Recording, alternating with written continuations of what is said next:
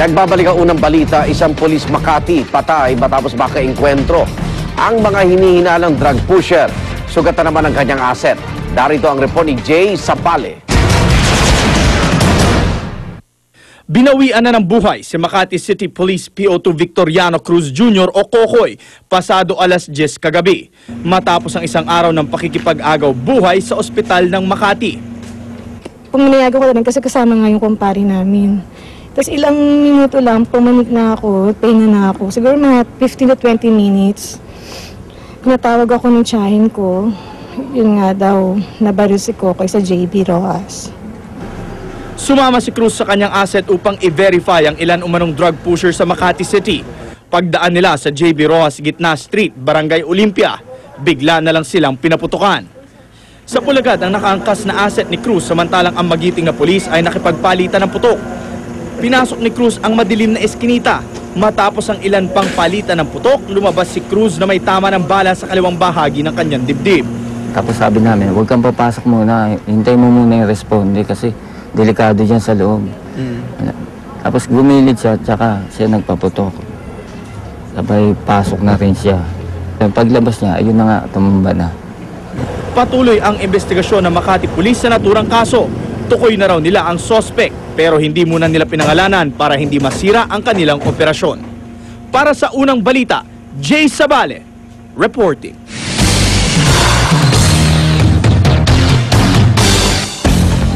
Magsasagawa ng military exercises ang Philippine Marines at US Navy sa Puerto Princesa, Palawan ngayong araw. Bahagi ito ng Cooperation Afloat Readiness and Training sa pagitan ng Pilipinas at Amerika. Darito ang report ni Chino Gaston. Balikatang ibinaba sa tubig ng mga sundalong Kano at Pinoy ang rubber boats bilang paghahanda sa gagawing riverine exercise sakay sa rubber boats ng Philippine Marines. Pumalaot ang ilang sundalong Kano sa barangay Inagawan, Puerto Princesa. Sa exercise na gagawin, isi-simulate ang isang pagsalakay sa kalaban mula sa masukal na mangrove area at dagat. It's not preparation for any specific scenario, so it's mostly refinement of small boat techniques in general. So it is exchanging ideas and knowledge, learning about boat operations. Wala raw itong kinalaman sa agawan sa Spratlys, bagamat bunga ng pagsasanay ang matiyak na kaya magsanib puwersa ng dalawang pangkat. Nagsanay sa salvage diving ang mga sundalo. Gamit sa exercise ang mga tinatawag na diving helmet. Malaking dagdag sa kaalaman ng mga Pilipinong sundalo ang matutong mag-operate ng ganitong equipment. Kahit pa sa ngayon, wala tayong ganitong kakayahan. Sana, pag-produce din tayo ng ganyang gamit, hindi na bago sa amin. May backup diver pa sakaling magkaaberya. Ang buong exercise, nakamonitor sa camera ng ROV o Remote Operated Vehicle na lumulubog din kasama ng diver. The Philippine divers familiar with our dive equipment, the CAM-37. Some of them have never dove this particular hard hat, so we're just getting familiar with the operating procedures and the emergency procedures.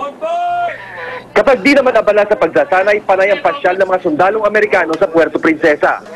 Nagsulputan din sa pier ang mga stall na nagbebenta ng mga souvenir. Sa Crocodile Farm, namataan namin ang grupo ng mga sundalong namamangha sa mga kakaibang hayop ng probinsya. People really enjoyed that. That's a very unique experience. Pero para sa mga mahilig gumimik, may mga gabay ang US Navy na dapat sundin. May curfew sila. Kung hindi sila makakabalik ng barko, kailangan nila magpaalam. May pinakalat ding shore patrol para tiyaking hindi maglalasing o masasangkot sa gulo ang mga Amerikano. Bago bumaba sa barko, may libreng kondom pa sa mga nagbabalak sumabak sa tinatawag ng US Navy na responsible adult activities. If people decide to engage in an adult relationship, then we want them to do that in a safe and responsible manner. Mula sa Palawan, para sa unang balita, Chino Gaston reporting.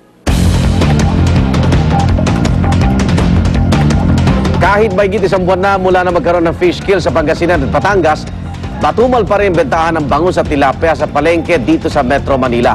At narito ang report ni Lia Manyalak. Mula May 27 hanggang nitong June 6 nang tamaan ng fish kill ang libo-libong isda sa Batangas at Pangasinan. Sa laki ng problema, pati Kamara at Senado nakialam at inimbestigahan ito. Overstocking o sobra-sobrang pag-iimbak ng isda sa iisang lugar ang sinasabing naging dahilan ng fish kill sa Batangas.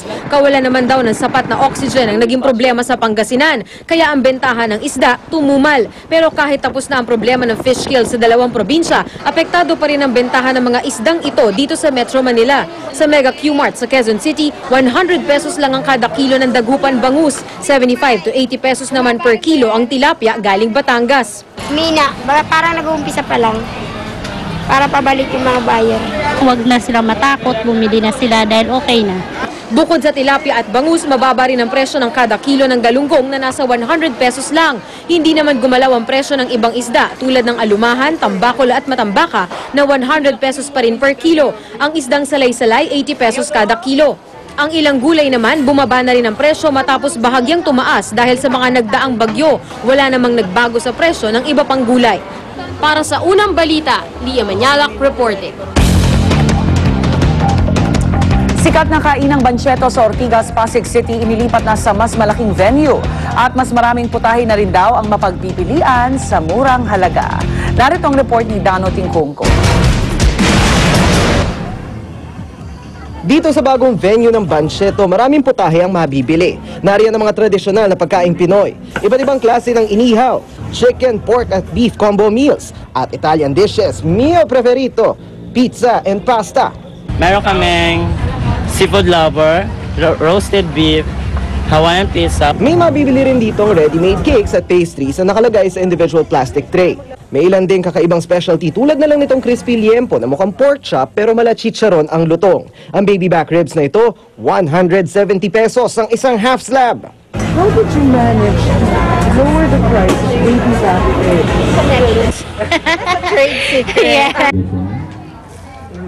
Yes, you are. Itong mga pagkain na nasa harapan ko ngayon, ito yung usually na mabibili natin sa isang fine dining at mamahaling restaurant. Pero maniwala kayo sa hindi, nabili natin ito lahat dito sa Banchetto. Halimbawa na lang, itong ham and cheese pizza na karaniwang nasa 300 pesos sa ibang restaurant, dito nakuha natin ng 170 pesos ang isang slice. Itong ham and cheese pasta naman na karaniwang nasa 250 pesos plus nakuha natin dito sa Banchetto sa halagang 65 pesos.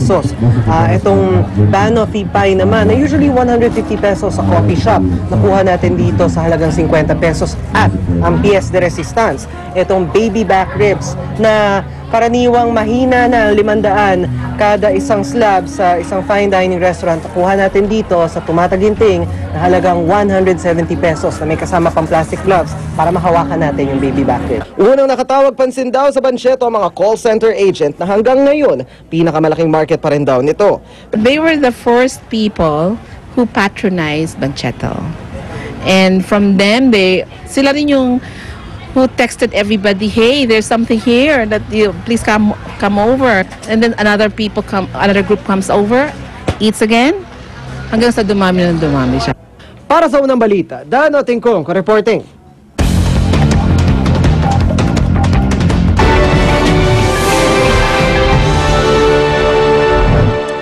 Nag-concede na po si Prime Minister Absit Vejajiva kay Yingluck Shinawatra sa eleksyon para sa pagkapunong ministro ng Thailand. Yan ay matapos na iproklama ng dalawang exit poll na wagi si Yingluck at ang kanyang partido na nakakuha ng mahigit 200 pwesto sa parliament. Nangako naman si Yingluck na tutuparin niya ang ipinangakong malaking dagdag sa minimum wage at libreng tablet PC para sa mga estudyante. Si Yingluck ang kauna-unahang babaeng Prime Minister ng Thailand. Sa kanyang pagkapanalo, umugong ang balitang pagbibigay amnestiya sa kanyang kapatid na si dating Prime Minister Thaksin Shinawatra na pinabagsak sa isang kudeta noong 2006. Pero giit ni Yingluck, hindi lamang daw ang kanyang kapatid ang isinusulong nilang mabigyan ng amnestiya, kundi maging ang iba pang nagkaroon ng political offenses. Kilos protesta laban kay Yemeni President Ali Abdullah Saleh patuloy pa rin. Yan ay kahit isang buwan na siyang nasa Saudi Arabia at nagpapagaling matapos ang pag-atake sa kanyang palasyo. Kahit kasi nasa labas ng bansa, ay ginigit pa rin ni Saleh ang kanyang kapangyarihan sa Yemen. Kaya naman nananawagan ngayon ang mga taga-Yemen sa opposition parties na bumuo ng Transitional Council para tuluyan ng maisalin ang pamumuno sa bansa. Ilang buwan nang ipinoprotesta ang liderato ni Saleh dahil sa umano'y issue ng katiwalian at palpak na pamamahala. Showbiz, balita ng mga iga, narito na si Luan D. Luan.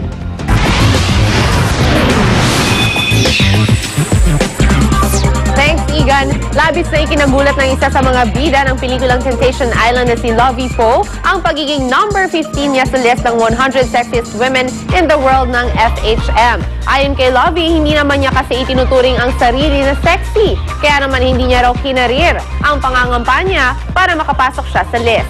Sa kabila nito, labis pa rin ang pasasalamat niya sa lahat ng bumoto sa kanya para makapasok sa world's sexiest. I thought hindi. But then, thank you. Shock naman ako doon. Good enough na sa akin na I brought fans who na tumutulong sa akin sa ganun. And, yun, I never saw myself naman sexy, so... Samantala, Lady Gaga mainit na sinalubong sa pagbisita niya sa Taiwan. Katunayan, binigyan pa siya ng mayor ng Taichung ng key to the city. Idineklara rin ang araw kahapon bilang Lady Gaga Day. Nag-ala Lady Gaga naman ng Taiwanese fans sa pamamagitan ng paggaya sa kakaiba niyang fashion. Bilang pasasalamat naman ng popstar, bigay todo ang kanyang performance sa stage. Pangako ni Lady Gaga na babalik siya sa Taiwan sa 2012 para magdaos ng isang full-scale concert. Marami pa akong chika mamaya, so stay tuned. Igan? Salamat, Luan. Makibalitan tayo sa lagay ng trapiko. Narito po si Love Adjuver. Love.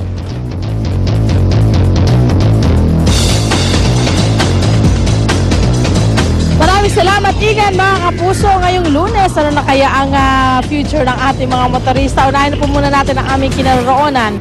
Intersection po ng Legarda, Mindiola at ng Recto.